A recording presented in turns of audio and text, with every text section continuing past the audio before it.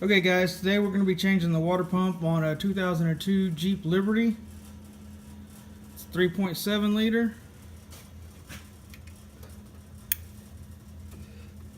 As you can see, it's got the electric fan. Doesn't have a viscous fan on it.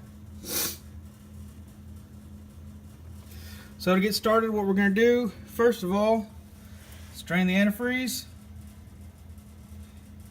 After we get the antifreeze drained, we're going to have to take the tensioner loose to remove the belt. After we remove the belt, we're going to have to remove this idler, because this idler is blocking 2 of the bolts for the water pump. And once we get all 8 of the bolts out of the water pump, I'll come back and show you what we're working with. Alright guys and gals and other,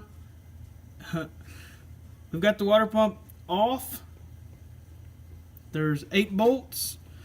There's 3 longer bolts than the rest. So what I did is I took the new water pump out of the box, and as I took the bolts out of the old water pump, I just put them in their respective holes, sorry, so that I'll know where the longer ones go. It's not that hard because the shorter ones won't thread into where the longer ones go. Alright, now the next thing that we need to do is where the gasket material is on the block, you're going to need to take some Scotch-Brite, some really fine sandpaper, putty knife, something to get the excess gasket material off of the block before we put it back together. Another thing that might help you, this is the coolant bleed orifice. I don't know if you can read that. Okay, when you're draining the antifreeze, if you take that plug out, it aids in the coolant draining exponentially.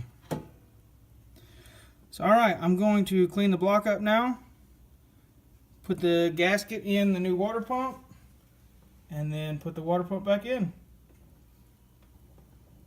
We'll catch back up with you. Okay, as you can see, I've got the water pump back in. I've got the bolts finger tight. Actually, they're not even finger tight, they're just in there. Alright, at this point, what I would recommend is to snug them up in a crisscross pattern so that you don't get the water pump cocked in there sideways and end up getting leaks. Just snug it down just to where the water pump touches. Don't tighten it. Just snug it down in a crisscross pattern, and then you're going to come back and torque it to 40 foot-pounds. Alright, we'll get that done and I'll catch back up with you. Alright, we're getting to the finishing stages here. I just wanted to show you what it's like whenever you torque one. This is my 1/2-inch torque wrench. 3/8 torque wrenches at work. Anyway, so the socket is on the bolt.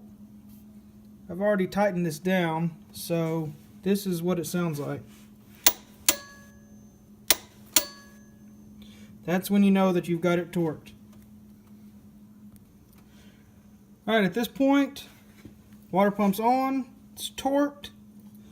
Now we can put our idler back on, our belt, and then we'll fill it with antifreeze and leave this bleeder out until antifreeze starts coming out of it.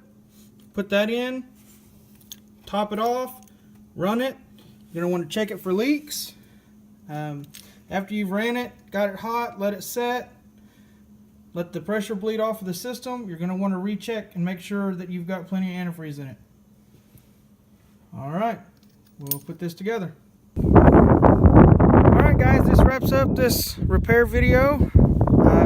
Water pump's in, idler's on, belt's on, antifreeze is full. I do want to say a few things. Be sure and wear your personal protective equipment, eyeglasses, gloves if you need them. Also, be sure to dispose of your antifreeze properly if you're not going to reuse it. There's several places that will take used oil and antifreeze. I believe O'Reilly's takes it. I happen to work at a place that has a waste oil and antifreeze disposal, so I'll be taking the waste antifreeze there. Don't just let it out on the ground. I know that's me being Greenpeace, but anyway, thanks for watching.